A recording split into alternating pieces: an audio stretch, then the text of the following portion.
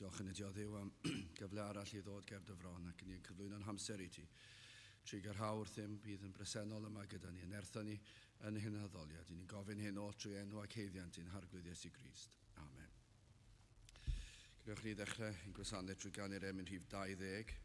A ddolwn Dduw ein harglwydd mawr mewn parch a chariad yma nawr, y 3 yn 1 a'r 1 yn 3 yw'r arglwydd a ddolwn ni. Rhif 20 yw'n ni sefyll i'w chanu.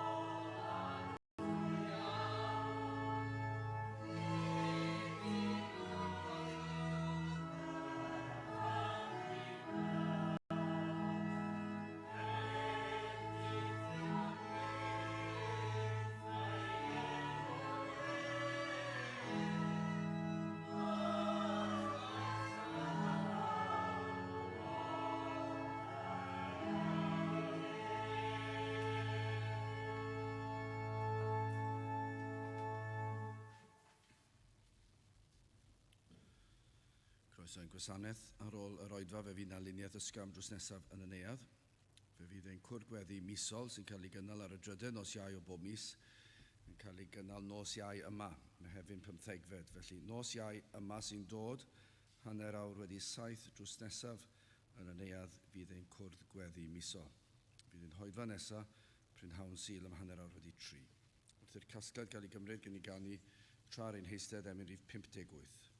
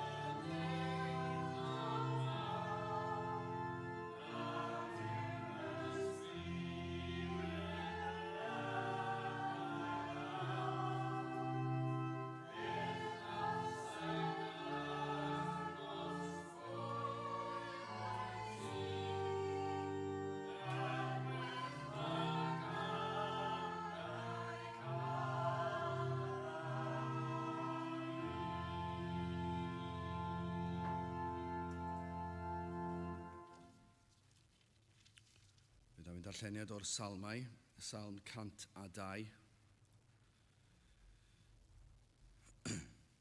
Salm 102 yn dechrau'n yr adnod gyntaf. Ar y glwydd clyw fy ngweddi a deled fy llef atat, na chi dy wyneb oddi wrthyf, a nydd fy nghyfyngder, gostwng dy glist ataf, yn y dydd y galwyf brysia, gwrando fi. Cynnes fynyddiau a ddarfiant fel mwg, am hesgyn a boethasant fel eilwyd, fy nghalon a drawyd ac a wywodd fel llysiein, fel yr anghofiais fwyta fy mara. Gan lais fy nhychan a glynodd fy esgyrn wrth fy nghnawd, tebyg wyf i belican yr anialwch, y dwy fel tylluan y diffeithwch. Gwyliais ac y dwy fel y deryn y to, unig ar ben y tŷ. Fy ngelynion am gwaradwyddant beinydd, y rhai anfydant wrthyf a dyngasant yn fy erbyn. Cynnes bwyteais lidw fel bara a chymysgais fy niod a gwylofain. Oherwydd y lyd di a thigofaint, cynnes codais fi fyny a theflais fi lawr. Fynyddiau sydd fel cysgod yn cilio a minnau fel glaswelltyn a wywais. Tithau arglwydd a barheu yn dragwyddo, ath goffadwriaeth hyd genhedlaeth a chenhedlaeth. Tua gyfodi ac a drigarheu wrth Seion, cynnes yr amser i drigarhau wrthi, ie, yr amser nodedig a ddaeth. O blegyd y mae dyweision yn hoffi ei meini ac yn tosturio wrth ei llwch chi. Felly y cynhedloedd a ofnant enw'r arglwydd a holl frenhinoedd y ddeiar dy ogoniant. Pan adeilado'r arglwydd Seion y gwelir ef yn ei ogoniant, fe edrych ar weddi y gwael ac ni ddiastyrodd ei dymuniad. Hyn a ysgrifennir i'r genhedlaeth a ddeil, a'r bobl a greir a folianant yr arglwydd. Cynnes fe edrychodd o'i chelder i gysegr, yr arglwydd edrychodd o'r nefoedd ar y ddeiar, i wrando i chenaid y carcharorion ac i ryddhau plant angau, i fynegu enw yr arglwydd yn Seion a'i foliant yn Jerusalem. Pan gasgler y bobl ynghyd a'r teyrnasoedd i wasanaethu'r arglwydd, gostyngodd fe fy nerth ar y ffordd, byrhaodd fynyddiau. Dywedais fy niw na chymer fi ymaith yng nghanol fynyddiau, dy flynyddoedd di sydd yn oes oesoedd. Yn y dechreuad y seiliais y ddeiar a'r nefoedd ydynt waith dy ddwylo. Hwy a ddarfyddant a thia barheu. Ie, hwy oll a heneiddiant fel dilledyn, fel gwisg y newidi hwynt a hwy a newidir. Tithau yr un ydwyt, ath flynyddoedd ni ddarfyddant. Plant dyweision a barhant, a'i had a sicrheir ger dyfron di. Bydd bendydd Duw ar ei air sanctaidd ef. Gyda'ch ni nawr droi at ein harglwydd mewn gweddi. Ni'n diolch i ti unwaith eto, Dduw, am gyfle arall i ddod yma o'r flaen ac yn diolch i'n bod yn gallu dod atat fel ac yn dy alw yn dad ac yn dad nefol ac yn bod yn cael croeso o flaen dorseddfainc ac o Dduw i ni yn llawenhau, ein bod yn gallu dod yn hyderus ein holl fethiannau y diwrnod yma'n barod a'r wythnos sydd wedi bod. Ac o Dduw wrth i ni feddwl am yr wythnos sydd o'n blaenau ni a'r tueddiadau fydd yno mi grwydro o un ochr i'r llall. Ac eto o Dduw i ni fel dy blant yn gallu dod at y ti ac yn llawenhau ein bod wedi'n gorchuddio yng ngherffeithrwydd, yng nghyfiawnder yr arglwydd Iesu Grist, ac felly yn dolwg yr wyt ti yn gweld ni fel rhai sydd yn gwbl lan ac yn berffaith. Ein bod yn gallu dod at y ti yn yr arglwydd Iesu Grist, ac felly trwy ei heiddiannau ef i ni yn dod ac yn dod yn moliant yn deisyfiadau ger dyfron. I ni'n diolch i ti am yr efengil sanctaidd, i ni'n diolch i ti am y gobaith sicr sydd gan dy blant o'r diwrnod hwnnw pan bydd ffydd yn diflannu ac bydd yn troi'n olwg ac y cawn dy weld wyneb yn wyneb. I ni yn gofyn o Dduw ar ei ti'n helpu ni i baratoi ein heneidiau ar gyfer y dydd hwnnw pan y byddwn ni yn cael dy weld i a threulio tragwyddoldeb yn dy bresenoldeb. O Dduw, i ni yn gofyn na fyddwn ni'n cael ein denu a'n temtio gan bethau'r byd yma i troi'n gylygon oddi arna ti. Helpa ni o Dduw i geisio dy wyneb di gyda'n holl nerth. I ni'n gofyn mai ti fydd popeth i ni. Byddwn ni'n byw ein bywydau mawl a clod i ti ac i fwynhau dy bresenoldeb. O Dduw, i ni yn gofyn am dy bresenoldeb yma yn ein plith gad i bob yr un ohono ni fwynhau dy bresenoldeb. O Dduw, meddwl mae'r rhai sydd heb bwyso ar yr arglwydd Iesu ac yn gwybod nad ydynt yn mwynhau dy bresenoldeb mewn oedfa hyd yn oed. Dydyn nhw ddim yn mwynhau dy bresenoldeb wrth iddynt gerdded o amgylch ein dinas a'n gwlad. Wrth nhw fynd i'r wlad y gweld rhyfeddodau byd natur, dydyn nhw ddim yn mwynhau dy bresenoldeb. Wrth i ni ganu dy glod yma heddi wrth diwedd air, nid oes yna fwynhad iddynt ac y mae yn fwrn ac yn faich iddynt. Ond o Dduw i ni yn gwybod mewn eiliad o rwy ti'n gallu trawsnewid cyflwr yn hyd yn oed cyn diwedd oedfa. Y bydd dy bresenoldeb di yn peri iddynt fwynhau dy bresenoldeb ac i roi'r dymuniad yn eu cylonau i fyw i dy ogod i di. Felly o Dduw i ni gofyn gofaith yn gwneud y pethau sydd yn amhosib. Ni yn gofyn i ti wneud rhydd ni yma ac ar hyd a lled ein gwlad. I ni yn gofyn i ti fendithio dy bobl a thweisio. Lle mae dy air yn cael ei chyhoeddi, ni yn gofyn i ni cael gweld bendith ar y gair hwnnw. Ni yn gofyn i ni cael gweld ffrwyth yn dod o'r llafur yma. Felly o Dduw i cwrgweddi nos ac yn gofyn i ti o Dduw i edrych arno. Mae bach o nifer o Dduw i ni a rwy ti yn fawr o berson, o rwy ti yn holl alluog ac felly o Dduw i ni yn gofyn i ti diogela cyneidio gyfarfodydd rho'r ffydd i ni ofyn yr hyn sydd yn unol â thywyllus di a rho'r awydd i ni chwilio am yr atebion y modd yr wyt ti yn gweithio yn ein plith ni. Felly o Dduw diogela cyfarfodydd ni, diogela ni fel dy blant di, gofyn am yr oed yma, ni'n gofyn i dy hun yn ein plith. Trwy garhaw wrth ddim tywallt ysbryd arno, i ni'n gofyn hyn oll trwy enw ac heiddiant ein harglwyddiad. Amen.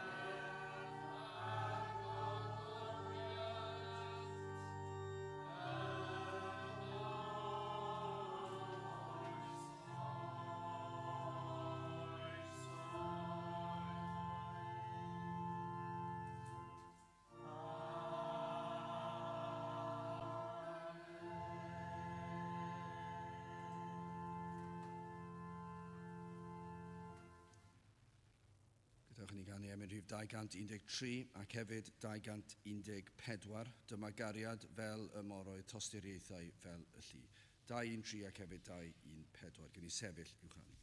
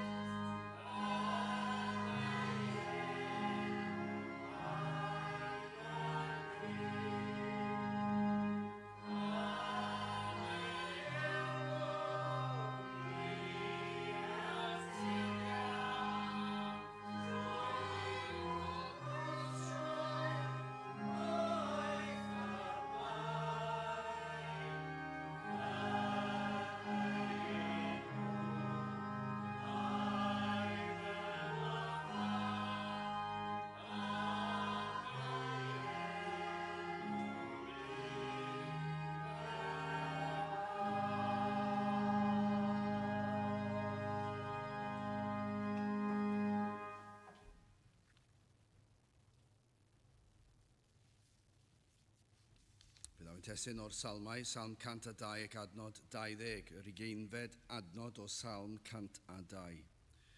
I wrando i chenaid y carcharorion ac i ryddhau plant angau.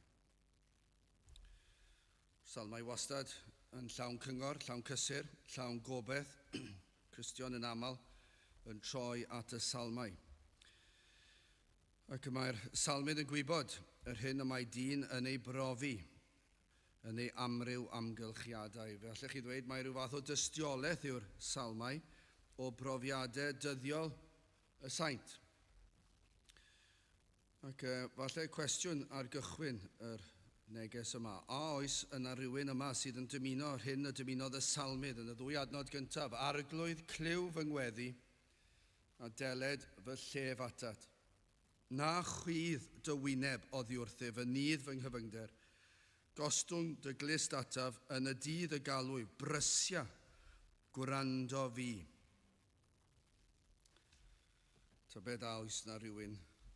Dyna hyfryd bydde petai na rhywun.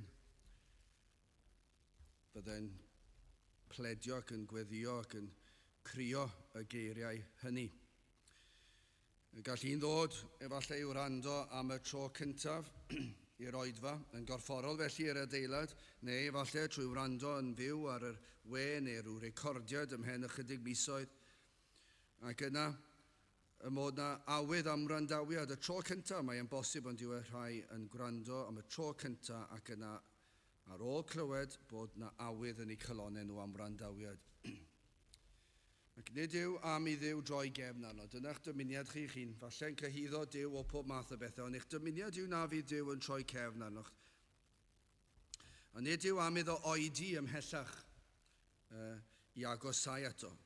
Gall un fod wedi clywed sawl tro falle yn yr oedfa hon neu oedfa yn tebyg wedi dod i sawl oedfa ar y Sul, neu yn gwrando am y tro cyntaf, pa bynnag ffordd, ond efallai yn dod i'r oedfa ac yn clywed sawl pregaith, ond ei clustiau o'r diwedd wedi ei hagor. Ac yna'n sydyn, bydd awyr ymwybyddiaeth yma yr angen am wrandawiad gan Dduw. Arglwydd cliw fy ngweddi. Petai chi'n gwybod heddi bod Duw yn mynd i wrando ar eich gweddi? Dyna i chi newid, dyna i chi ryfeddod. Petai chi'n gwybod i sicrwydd bod Duw yn mynd i wrando ar eich gweddi chi? Wel, dyma beth mae'r salmydd yn ei ddweud fan hyn. Mae'n dymuno y bydd yr arglwydd yn ei glywed ac yn ei wrando. Ac felly dyna'n dymuniad ni fan hyn. Yr ymwybyddiaeth yma, yr angen am wrandawiad, bod angen i Dduw i wrando arnoch chi. Chi'n dyheu i gael gwrandawiad ac efallai daw bris yn yr ymwybyddiaeth. Dyna'r elfen, dyma'r natur yn y salm yma. Fod na elfen o fris yna. Mae'n rhyfedd yn Duw ein sicr yn credu yn sofraniaeth Duw ac bod achubiaeth yn ei ddwylo ef ac etholedigaeth i ni'n credu'r cyfan.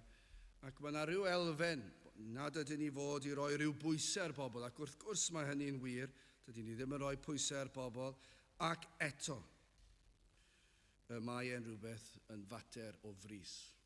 Ac mae cael y cydbwysedd yn anodd i fod yn ysgrythurol gywir, yn athrawieithol gywir, ac eto i sylweddoli ar difrifoldeb y sefyllfa. Mae e'n fater o fris. Ac yma mae'r salmydd, mae yna elfen o fris. Arglwydd cliw fy ngweddi a deled fy llef atat. Na chi dy wyneb oddi wrthi fy nydd fy nghyfyngder, gostwng dy glist ataf yn y dydd y galwyd brysia. Gwrando fi. Mae yna fris, bod yr ymwybyddiaeth o'r angen. Rhain yn gwybod wedi ymwrthod cyhyd ac os yw'r arglwydd yn agos yna gall hefyd fynd yr un mor gyflym. Ac felly mae yna bledio am wrandawiad. I ni'n gwybod os yw'r arglwydd yn agos, dyma yw'r tragedi bron iawn i chi'n teimlo o ran yr hyn i ni'n ei weld a'i brofi, yw rai sydd yn ymddangos fel petai rhywbeth yn dechrau, rhywbeth yn digwydd, yn yr oedfa efallai, ac i ni'n teimlo bod na rhyw bresenoldeb ac yma yna pobl yn gofyn yn aml sut wrandawiad gawsoch chi pan yn mynd i bregethu mewn ambell i le. Dwi wedi bod mewn ambell i le lle mae'r gweinidog yno hefyd a mae'n gofyn ar y diwedd sut wrandawiad oedd e. A mae'n ddiddorol, mae'n anodd ateb ambell waith, ond i chi'n gwybod beth mae'n ei olygu. I chi'n gallu gweld os oes na wrandawiad, sut fath o wrandawiad, ac yn enwedig ymhlith yr rhai sydd ddim yn credu, sut wrandawiad gawsoch chi ganddyn nhw, a oedd na ymwybyddiaeth o'i hangen. Mae'r teimlad yma, mae'n cyfeirio yn y salm o'r arglwydd yn cuddio, na chydd dy wyneb oddi wrthyf. Mae hwnna yn erchyll, yn drychineb i'r un sy'n ceisio. Os ydy'r arglwydd yn cuddio ei wyneb oddi wrthych. Falle bod chi yn dymuno i gael, ond mae yna rhyw fath o ymwybyddiaeth yw yno ger eich bron chi, a yw wedi cuddio ei wyneb. Wel, ein gweddi yw byddwch chi yn pledio ag ef i wrando ac i frysio. I frysio. Cyn diwedd y dydd, dim bod sil arall yn mynd. Sil arall yn mynd, mis arall yn mynd, blwyddyn arall yn mynd. Mae blwyddyn yn troi yn flwyddyn arall ac yn un arall ac ymhen ychydig mae degawd wedi mynd. Ac mae amser yn hedfan. Wel, mae bob oedfa, falle dylsyn ni fod yn pwysleisio hyn bob oedfa, yn y dydd y galw i brysia gwrando fi.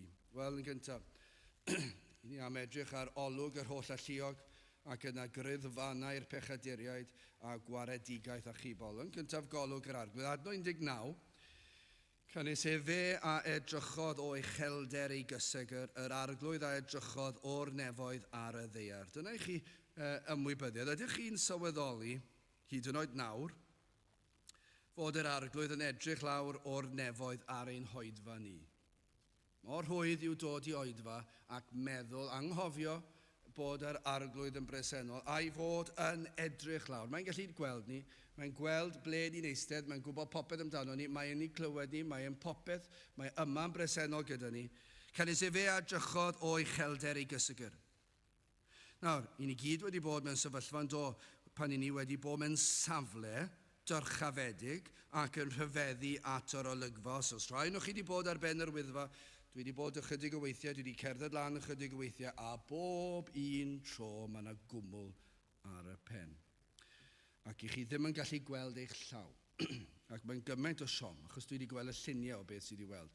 Ond bob tro wrth ddod lawr, dwi wedi cael blas ar yr olygfa, achos ar ôl falle tua chwarter awr 20 munud o gerdded lawr o'r copa, mae'r cymylau fel petaint yn codi ac i chi'n cael cip olwg ar yr olygfa fwyaf rhyfeddol. Ac i chi'n gweld gymaint. Chi'n gweld bob man. Chi'n gweld yn filltiroedd ac os yw e'n brafio wrth i chi ddod lawr, yna chi'n gweld yn well. Dyna chi olygfa o safle dyrchafedig. So chi wedi bod mewn rhyw ddinas, dwi wedi bod mewn rhyw ddinas yn Chicago, wedi bod un o'r adeiladau tal yma, ac ar y top, roedd ni fod mewn rhes am tua 4 awr i fynd i'r top, nid fy mod i ddim yn gwerthfawrogi'r profiad, ond oedd e braidd yn hir i aros i fynd i'r top, a bod na am tua 5 munud 10 ac yna mynd lawr. Ond, allwch chi ddweud hyn, ar ôl cyrraedd reit lan i'r llawr uchaf, oedd yr olygfa dros dinas Chicago yn anhygoel. O'ch chi'n gweld ambell diroedd, ac wrth gwrs yn diwrnod braf pryd hynny yn y wlad honno. Chi'n gallu gweld gymaint, chi'n gallu gweld y strydoedd. Mae'n olwg unigryw pan i chi mewn safle mor uchel. Ni hefyd yn defnyddio'r darlun yma gyda goedran wrth heneiddio. Y mae yr blynyddoedd yn mynd heibio ac y mae hynny yn rhoi golwg llawnach ar fywyd, ond yw e. Y profiad yn dysgu llawer i ni am amgylchiadau. Falle yn ein hugeiniau ni'n fwy profiadol na'r rheini sydd yn ei harddegau. Ac yna pan ni'n ein 30, mae fwy o brofiad yn ni, 40, 50, 60 ac yn y blaen, i ni'n gallu dweud ni wedi bod trwy'r amryw brofiadau ac o'r safle dyrchafedig honno, i ni'n gallu dweud y mae profiad wedi dysgu llawer i ni. Ac felly yn naturiol, mi rydyn ni'n gwybod y rhai pethau yn well na'r ifanc. Ond mae'r darlun fan hyn yn disgrifio'r criawdwr y byd, yr holl alluog, ac mae'n disgrifio ef fel un sydd yn yr uchelder. Mor uchel i fyny yn y nefoedd. Ac yn edrych lawr i ni arno ni ar y ddaear.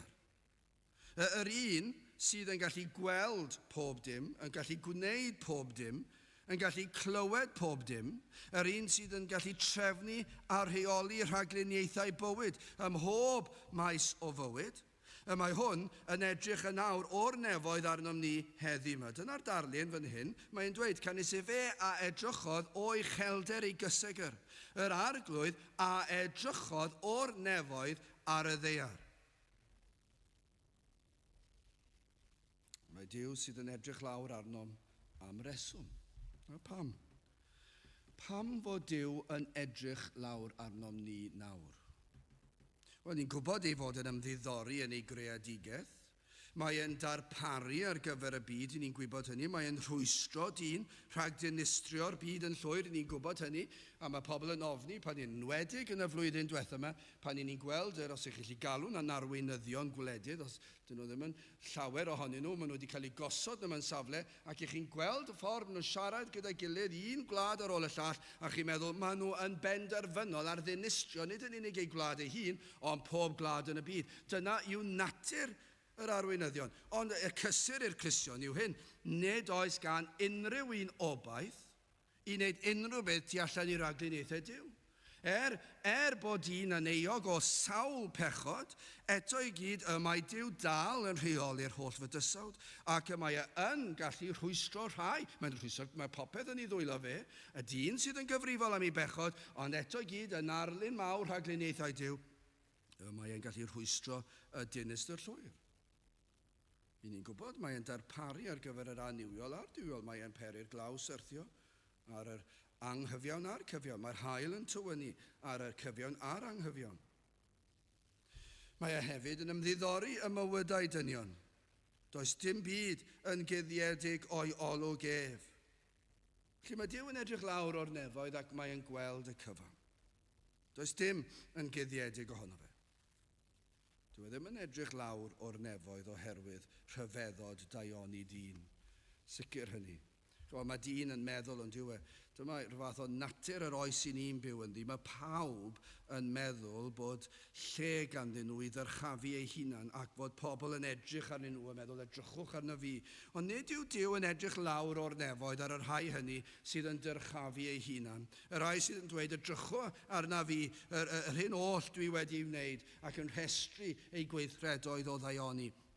Rhai efallai yn dweud edrych arna i cefais fy ngeni i dywysog neu frenin neu rywun enwog.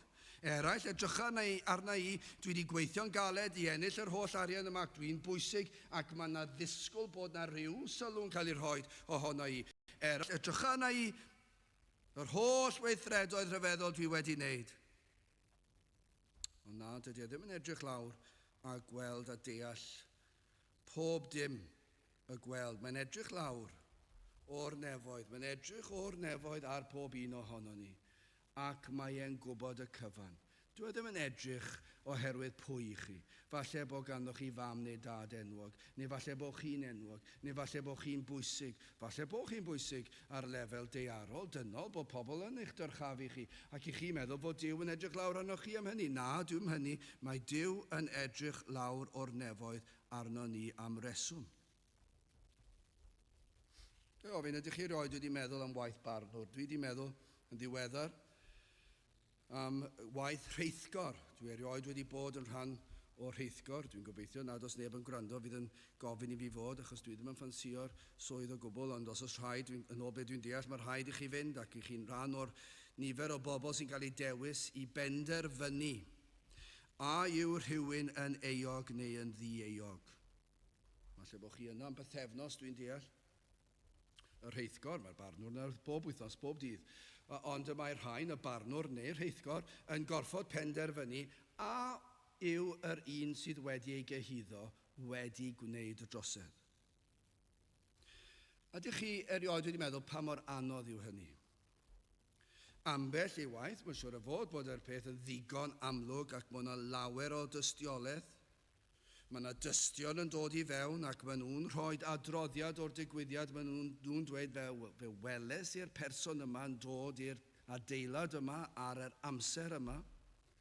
Ac yna fe weles i'r person yn gadael yr adeilad ar yr amser yma. A falle bod yna camerau nawr yn dal popeth ac yn dweud, ie, mae'r cloc ymlaen yn dweud, fe ddaeth y person yna mewn, fe ddaeth y person mas, ac yna mae'n dweud, mae e'n debygol yn ôl gwyddonwyr fod y drwg gweithred wedi digwydd ar yr union amser yr oedd y person yn yr adeilad. felly, mae'r wybodaeth yn cael ei rhoi i chi gan y tystion yma. Mae'r heddlu yn dod, a maen nhw'n dod gyda'r manylion perthnasol, ac maen nhw'n dweud, dyma be ffeindio ni. Fe ffeindio ni olion bysedd, yr un sydd wedi gyhuddo, yn yr ystafell ble ddigwyddodd y peth. Ac yma yna dystiolaeth bod e wedi mynd mewn y mas.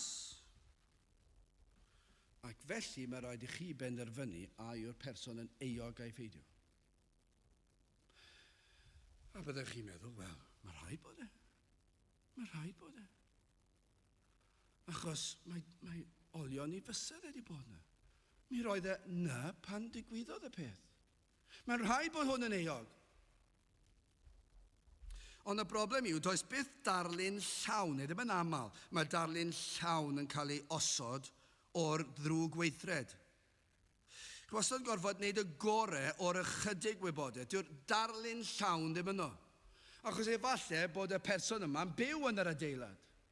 Efallai bod y person yna wastad yn mynd ar yr adeg yna ac yn gadael yr adeg gydawodd yr adeilad. Efallai bod y person yma wedi bod yn yr adeilad yma bob dydd o'i fywyd. Wrth gwrs bod olwyn i fysedd yna. Felly dydy'r dystiolaeth yna ddim fawr o werth. Ond os ych chi'n dim ond yn rhoi y dystiolaeth, mi fyddech chi'n meddwl bod yn euog. A felly chi'n gorfod ceisio dehongli'r digwyddiadau a meddwl yr hyn sydd fwyaf tebygol. I chi'n goffa meddwl, a yw yn debygol mae hwn neu hon wnaeth y ddrwg weithred. Mae'n anodd. Dwi ddim wedi goffa bod yn y sefyllfa. Dwi'n goffa bod yn sefyllfa tebyg yn yr ysgol, pan mae plant wedi bod yn drwg ac yn gas i gilydd.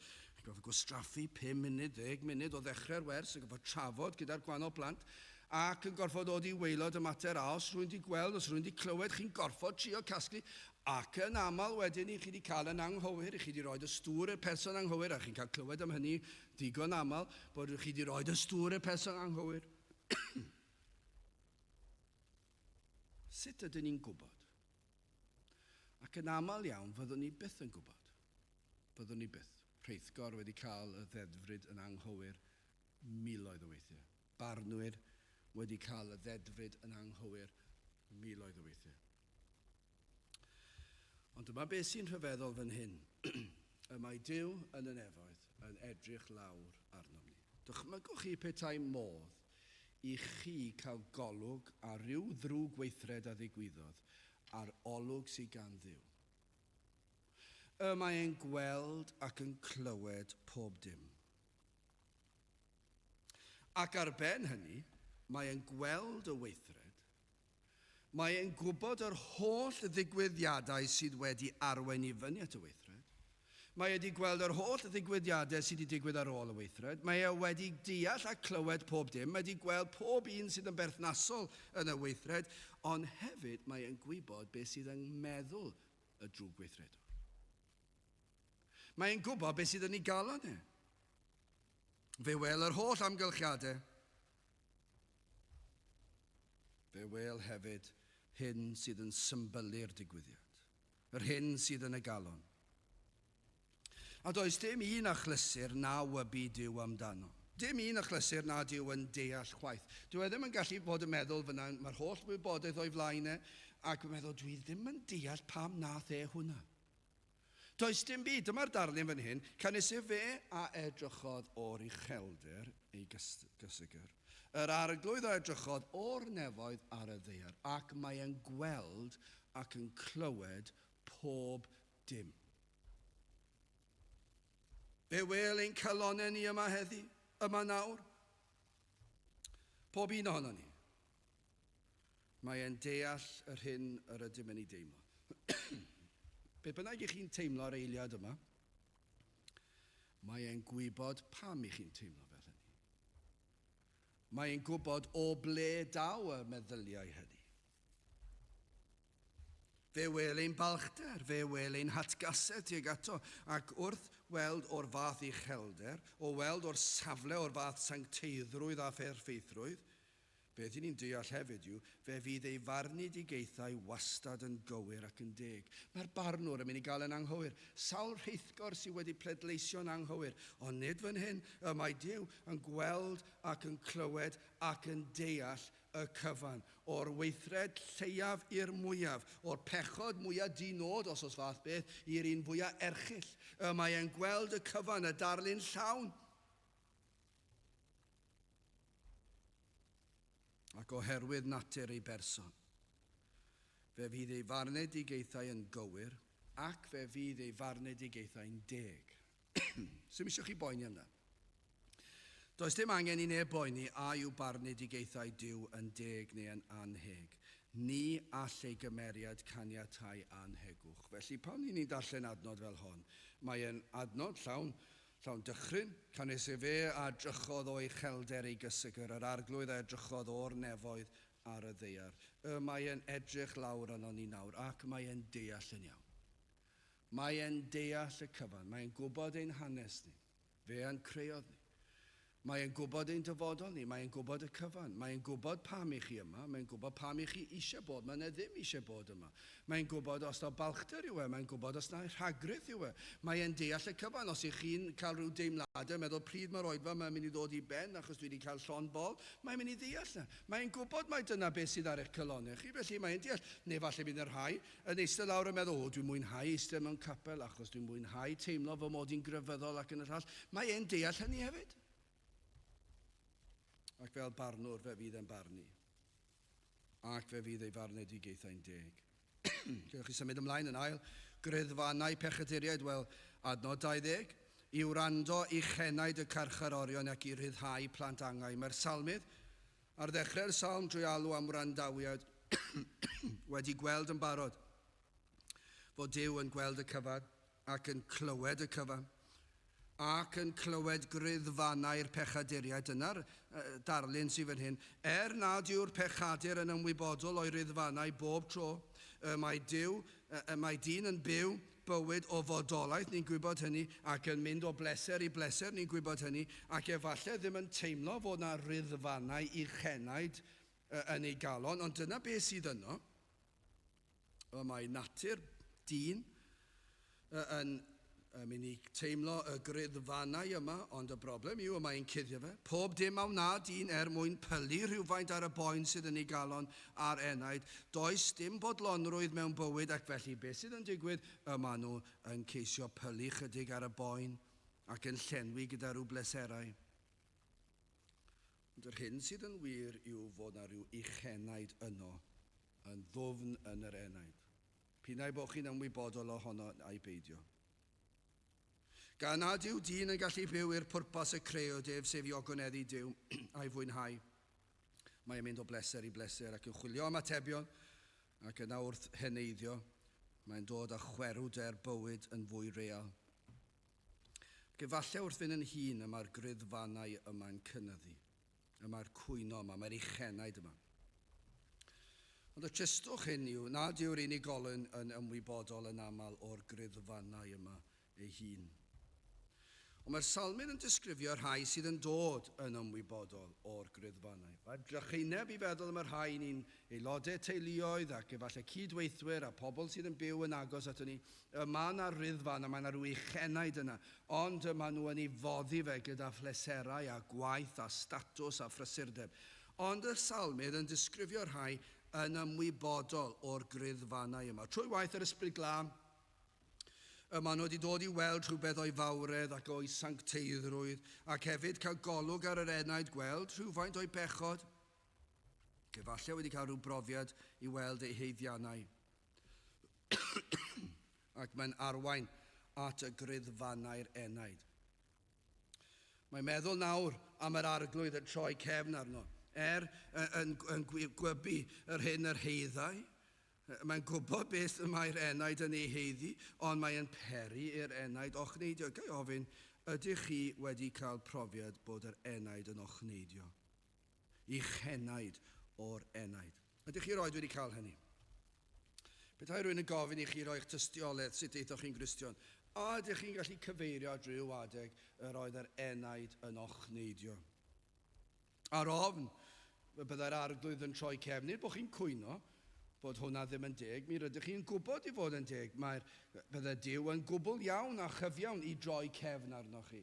Ond i chi'n ofni y bydd yn troi cefn arnoch chi. Falle bod yna rai fydd yn ofni y bydd Duw yn troi cefn arnoch chi unwaith ac am byth ac yn meddwl na fydd y byth yn troi nôl. Efallai bod yr ofn hynny ac mae'n peri yr enaid i ochneidio.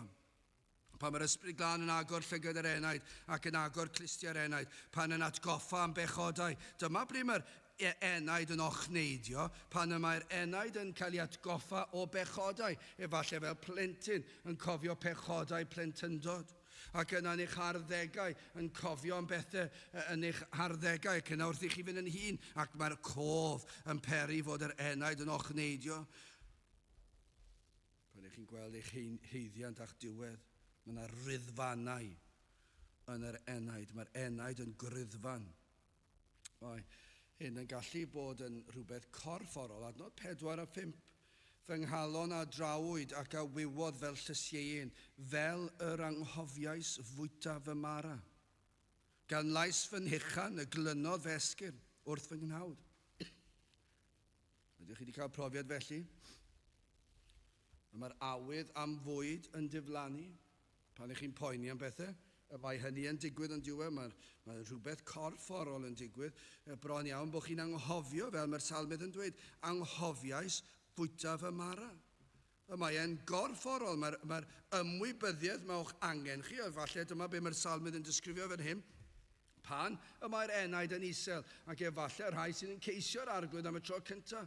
Efallai mae'n gallu dod yn gorfforol o beth hefyd, dim dod yn ysbrydol, mae'n dod mewn i'r corfforol. Mae yna rhyw ymdeimlad yma, dydw i ddim eisiau bwyta hyd yn oed. Dwi'n teimlo, mae yna rhyw teimlad o fod yn sâl, fod yna rhyw faich drom ar fesgwydd. Yr hyn mae'r salmydd yn ei dweud bod yr arglwydd yn clywed y gryddfannau yma. Fel ni'n gallu gweld bod yn y nefoedd yn edrych lawr arno ni ac yn gweld popeth ac yn deall popeth, ond hefyd mae'n clywed popeth. Ond mae e hefyd yn dweud ei fod yn clywed gryddfannau'r enaid. Mae'r gryddfan gan y carcharor, adnod 20, i'w wrando i chenaid y carcharorion. Gryddfannau gan nad yw yn gallu gwneud dim i newid y sefyllfa. Dyna beth ydych chi'n dychmygu, clywed pobl mewn carchar efallai am y nosweithiau cyntaf. Byddech chi'n meddwl bod yna rhyw ryddfannau, wylo efallai, methu dod o'na, gwybod bod blynyddoedd i fynd. Chi'n gallu dychmygu'r hen fath o garchardau, mi fydda yna rhyw wylofain trychinebus yn dod o rhyw bydew erchyll, llawn mwd a dŵr a dim byd i'w helpu na cysuro. Byddech chi'n dychmygu clywed rhyw ryddfannau felly. Wel, yn yr enaid yn yr ysbrydol hefyd, mae'r arglwydd yn clywed y gryddfannau pan i chi o'r diwedd wedi dechrau gweld eich pechod. Gai ofyn ydych chi wedi profi hyn? Profi'r ymdeimlad o fod yn ddiymadferth a methu rhyddhau eich hun o gadwyni'r carchar. Eich chi'n gaeth i Satan, mae'n ormesol yn ei deyrnasio trostoch chi, ac fe ddaw a rhwystro i wneud yn anodd i chi geisio'r arglwydd. Ac fe ddaw a themtasiynau eich denu yn ôl i bechod. Fe ddaw a gofnau eich perswadio fod cael ddiwed iddo'n well na cheisio'r arglwydd. Fe fydd yn drysu eich rhesymu. Byddwch chi ddim yn gallu rhesymu'n gywir. Chi'n gaeth i bechod, chi'n garcharorion. Ac efallai bod chi wedi dechrau sylwi hynny. A chi ddim yn gallu ysgwyd y cadwyni'r pechod oddi ar eich enaid, ac mae'n glynu atoch chi mor dyn. Mae'r enaid dro ar ôl tro, yn gwybod y ddedfryd, yn gweld ei heiddiant. Yr enaid dal yn gogwyddo tuag at bechod, dal yn dewis pechod yn gyntaf. Efallai bod chi wedi bod yma Sul diwetha ac bod yr ymdeimlad yma wedi cryfhau yn ystod yr wythnos, ond i chi dal i deimlo gogwydd at bechod, i chi dal i gael eich temtio, ac mae'r gryddfannau yma yn cynyddu a chynyddu, ac i chi fel petai chi mewn carchar, ac i chi mewn carchar tywyll di. Hyd yn oed pan i chi wedi trio gwella eich hun, chi'n ffeindio bod eich pechod yn llygru eich ymdrechion chi. Dyna balchder a dinistrio'r cyfan. Chi'n gaeth i'r gyfraith. Does dim modd cyflawni'r gyfraith, y ddeddf yn datgan ein heogrwydd, y barnwr yn gallu barnu'n deg ac fe wel o'i safled archafedig. Dyna i chi gaeth ddiwed yma'r salmydd yn disgrifio. Dim syndod bod yr enaid yn gryddfan. Gai Gofyn, ydych chi wedi profi y gryddfannau hynny? O'ch pechod, bod e'n pwyso'n drwm arnoch chi. Ond un peth, pan ceir y fath I chenaid y gryddfan yma fe welir trigaredd, mae yna drigaredd yn y gryddfan. Dyna chi drigaredd I Dduw I ganiatáu i'r enaid I weld ei gyflwr. Ond nid yw yna roi rhyw obeth I chi, os ydy'r arglwydd wedi peri I chi weld eich cyflwr, sydd wedi arwain at gryddfannau'r enaid, y carcharor. Os ydy Duw yn ei drigaredd yn caniatáu I chi weld hynny, ond nid yw yn rhoi gobeith I chi, I alw ar yr arglwydd. Fel y salmydd yn dechrau, mae'n galw ar yr arglwydd, mae'n gryddfan, mae yna uchenaid yr enaid. Felly mae yna obeth yma. Mae yna obeth yn eich cyflwr. Dyna chi'r safle gorau I fod ynddi. Fod wedi gweld eich cyflwr ac I weld fod yr arglwydd yn edrych arnoch chi a'i fod yn clywed ac felly chi'n galw brysio ataf, tyrd, gwrando fy nghri. Wel, I orffen yn sydyn gwaredigaeth a chibol I wrando I chenaid y carcharorion ac I rhyddhau plant angau. Dyna beth mae wedi wneud, I ddod I rhyddhau plant angau. Dyma'r yfeddod y ffaith i'r arglwydd edrych lawr o'r nefoedd arnom. O dragwyddoldeb, mae'n edrych arnom cyn llunio'r byd. Edrychodd lawr arnom yno yn rhagwyddoldeb yn y nefoedd cynlluniodd ffordd iachawdwriaeth. Mae wedi gweld y cyfan. Fe gynlluniodd waredigaeth a chibol, ffordd I achub gwael golledig eog ddig, ffordd I ryddhau carcharorion. Dyma oedd y pwrpas I ryddhau carcharorion o gaeth ddiwedd beth? Satan, pechod, uffern. Dyna beth oedd I gynllun e. Cyn llunio'r byd, fe ddaeth y tad a'r mab a'r ysbryd glân ynghyd ac fe wnaethon nhw drefnu ffordd iachawdwriaeth I ryddhau carcharorion, I ryddhau plant angau. Nawr, sut drefnodd y bydde pechaduriaid yn cael ei rhyddhau o'r fath gaeth ddiwedd? Sut yn y byd yr oedd yn gallu trefnu'r fath achubiaeth? Wel, Zecharia 9 adnod 11. O thithau trwy waed dy amod, y gollyngais dy garcharorion o'r pydew heb ddwfwr ynddo. Trwy waed dy amod, y gollyngais dy'r garcharorion o'r pydew. O, anfonodd ei fab, Iesu Grist, ei unig anedig fab, canys felly y caro Duw y byd, fel yr hoddodd fe ei unig fab, fel na choller, pwy bynnag a gredon ef, ond caffael ohono fywyd tragwyddo. Beth nath e? Fe roddodd ei unig fab I gyflawni'r ddeddf yn ein lle, fel na fyddem o dan felltith y ddeddf dim mwyach. Fe roddodd ei unig anedig fab, fel y byddai'n cymryd ein cosb ar y groes. Ar y groes, tywallodd y tad y gosb fwyaf erchyll ar ei fab yn lle ni. Mae'r ddeddf yn mynnu cosb, yn mynnu marwolaeth. A hynny'r farwolaeth erchyll am y fath drosedd. Ac felly ar y groes talodd Iesu Grist y pris am ein rhyddhad. Cymerodd y felltith arno ef ei hun, cosbwyd ef am ein holl gamweddau ni. Pob un o'i bobl rhoddwyd holl euogrwydd pechodau ei bobl ar Iesu Grist, ac felly pan tywallwyd gwaed Crist, rhyddhawyd carcharorion o gaeth ddiwedd Satan a phechod. Dyma oedd ei gynllun. Dyma oedd ei holl bwrpas e, fe ddath e, fe drefnodd e, y byddai carcharorion yn cael ei rhyddhau. Gai ofyn cwestiwn I chi cyn gorffen. A ydych chi wedi teimlo'r euogrwydd fel mynyddoedd byd yn pwyso ar eich enaid? A ydych chi wedi teimlo'r uchenaid yma I wrando uchenaid y carcharorion ac I rhyddhau plant angau? Dyma'r gobeith heddi, mor erchyll i'w meddwl fod y tad a'r mab a'r ysbryd glân ei bod nhw'n edrych lawr o'r nefoedd arnom ni. Ac yn gweld ac yn clywed pob dim, ond beth sy'n hyfryd hefyd yw ei bod yn clywed yr uchenaid. Ar o clywed yr uchenaid. Nad ydyn ni'n gallu clywed e falle. Falle bod yna rhywun yma yna uchenaid yn yr galon. Uchenaid y carcharor. Ond fe ddath ei rhyddhau plant angau. Mae e'n gwrando arnoch chi ac mae e wrthi yn trefnu eich rhyddhau. Chi ddychmygu rhai sydd wedi cael ei dal, efallai mewn gwledydd tramor, bod yna rhyw bris mawr am ei rhyddhau. Dyna chi newyddion hyfryd i'r rheini. Petai nhw'n cael y gobaith hynny, fod yna bobl yn trefnu ei rhyddhad. A dyna chi ddiwrnod pan maen nhw'n cael ei rhyddhau. llawer yn cael ei lladd tra yn y carchar ac yn meddwl yn anobeithiol does dim gobeith i mi. Ond dyna i chi lawenydd i'r rhai sydd yn clywed ma' na symudiad, ma' na rhywun yn gweithio ar fy rhannu ac i ni'n clywed ac yn am yr dydd y mae'r drysau'n cael ei hagor. Wel, fan hyn dyma i chi ddarlun.